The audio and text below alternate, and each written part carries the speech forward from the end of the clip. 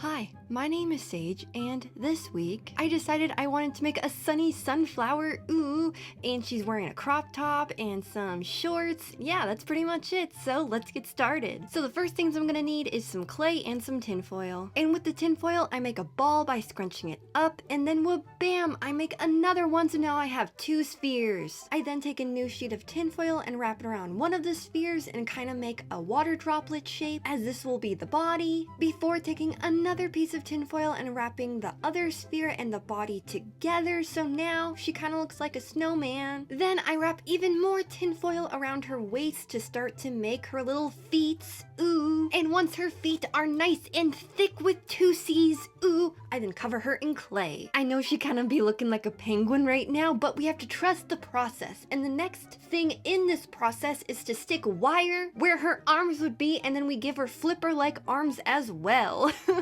But they're gonna be leaves and not flippers. And if you know me, I don't do any math. We don't do math on this channel, never. So everything is eyeballed. So once the arms are nice and secure, I then cover them with clay. And I do know they do look suspiciously like flippers, but they won't once I paint them green. I then go in with my ball stylus and I start blending everything out, and then I make them too uniform, so then I make them a little bit more leaf-like by giving them just, vibes, I guess.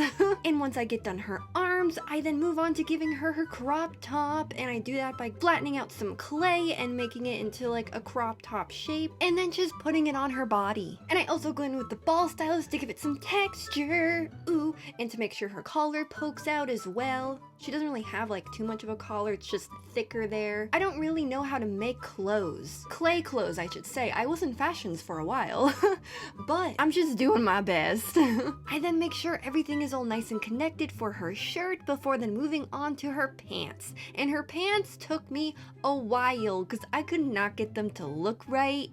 I use the exact same method, just kind of use flattened pieces of clay, even though they're like half flattened, and then use my ball stylus and just kind of flatten them out like that as well once they're on the body. But they just started to look too chonky and kind of diapery like, but that doesn't stop me from just messing around and trying my best. And here I thought adding some belt loops would help make it look more like pants, but turns out I hated that. And since nothing was going right at this point, I decided my next course of action was to make the shorts just a little bit shorter to try and take some of the chonk out, you know what I'm saying? And then I decided, you know what? I need to give her a really cute face right now because these pants just are looking terrible. I then decide to ignore my problems further by making the petals on her head, and I do that by taking the clay and pinching it in between my thumb and my finger, and then I pinch the bottom of it to make a tapered end, and then I just put it on her head, and then I continue this process until I have enough petals and it looks good. I then make two sphere orbs and then push them into her face, and I call them eyes. And this is me making sure that all the petals are gonna stay on her head, or is this foreshadowing and some come off later? We don't know. Guess you gotta keep watching. I then move on to putting some grooves into her feet. She likes to dance, groovy. I then readjust her arms because why not? And then I decided, you know what? Since I readjusted one of them and it looks like she's holding something up, I'm gonna make her a rock to hold. And I do that by taking my big stylus and just hitting a piece of clay until it looks like a rock.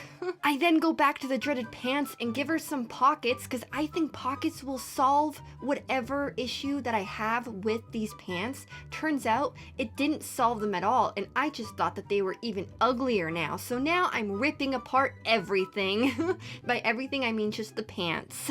And so now it's back to the drawing board. I am then adding more clay and then smoothing it out with my ball stylus, and then an idea hits me. You know what these pants need? A drawstring bow. So I make one and now I'm happy.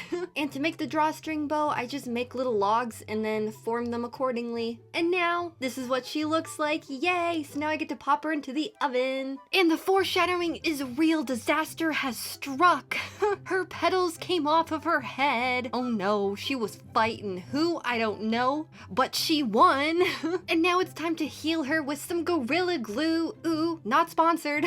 And you know how the petals at like the bottom came in duos? I ended up having to break them apart so then I could glue them on, but everything worked out. It totally did not take me like over 20 minutes to do this.